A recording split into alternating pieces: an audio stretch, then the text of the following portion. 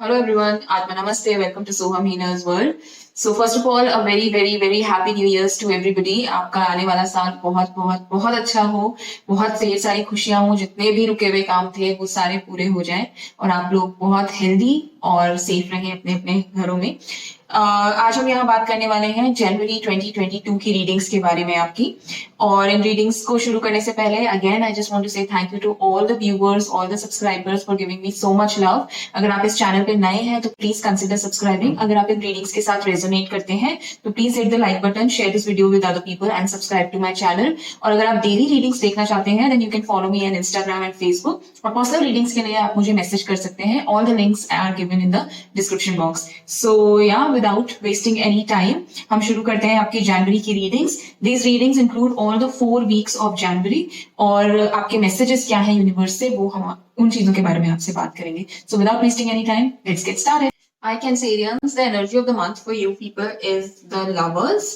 So आपका बहुत focus रहेगा अपनी लव लाइफ को लेके। कुछ प्रॉब्लम्स आ सकती हैं लव लाइफ में, तो आप उस चीज को रिजॉल्व करने की कोशिश करेंगे। आपके और आपके पार्टनर के बीच में मुझे थोड़े से गैप्स बढ़ते हुए दिख रहे हैं, लेकिन आपका मेजर फोकस रहेगा उन चीजों को कम करने में। So let's start with the first week. First week cards are 10 of pentacles, justice and knight of pentacles. So एक मॉनेटरी बेनिफिट होता हुआ मुझे यहाँ पे आपको दिख रहा है। हो सकता है कोई कोर्ट केस या कुछ इस तरीके की चीजें अगर आपकी अटकी हुई थी जहां से आपको पैसा आना था, तो डेफिनेटली जस्टिस होता हुआ मुझे यहाँ दिख रहा है, एक फेयर प्ले होता हुआ दिख रहा है, जिसकी वजह से आपको मॉनेटरी बेनिफिट हो सकता है। आपकी फैमिली की तरफ से आपको कुछ मिल सकता है, आपकी फैमिली की तरफ से आपको एक अच्छा गिफ्ट, एक कुछ प्रॉपर्टी या कुछ इन्वेस्टमेंट ऐसा करा हो जिसमें आपको बेनिफिट हो सकता है। इट्स जस्ट कि आप हो सकता है प्रॉब्लमली कि आपने जितना एक्सपेक्ट किया हो उतना ना मिले। फॉर एग्जाम्पल, अगर आप किसी केस में इंडल्ज थे और आप वहां से 20 लाख एक्सपेक्ट कर रहे हो, तो हो सकता है आपको 15 लाख या 11 लाख इतना मिले, 20 लाख ना मिले। तो इस तरीके से आपको सेटिस्फैक्शन थोड़ा कम रहेगा, पर डेफिनेटली कुछ आपके पास आने के चांसेस हैं। Second week cards are the Fool reverse, 2 of Wands and 5 of Cups. So कुछ डिसीजन है जो आप लेंगे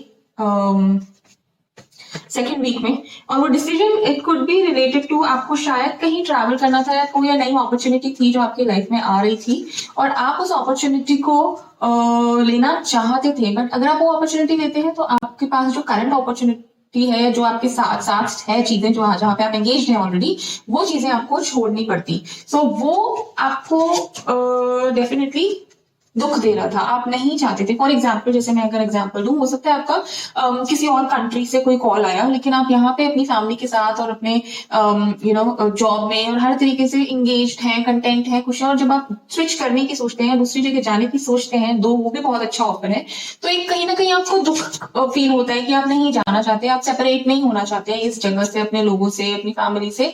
तो फाइनली आप क्या करेंगे, आपको डिसीजन जाने देंगे। आप मतलब आप ऐसा डिसीजन लेंगे जहां पे आप नहीं जाएंगे, वहां पे जो चीज आपके पास है आप उसी में स्टिक रहना ज्यादा पसंद करेंगे।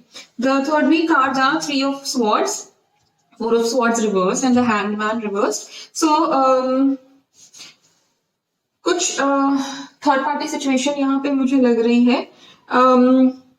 कोई है जिसकी वजह से आपकी लव लाइफ यहाँ पे मुझे डिस्टर्ब होती हुई दिखती है। It is the third person, और for some of you it can be a situation also. कोई सिचुएशन भी हो सकती है जहाँ पे आपसे ज्यादा आपके पार्टनर उस सिचुएशन पे या उस चीज पे ज्यादा टाइम दे रहे हैं, जिसकी वजह से आप बहुत लोनली फील करते हैं।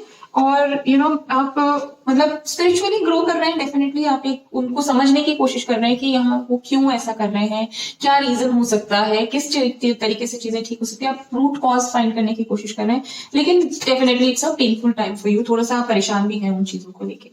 Fourth week cards are the judgement reversed, empress reversed and 9 of Swords.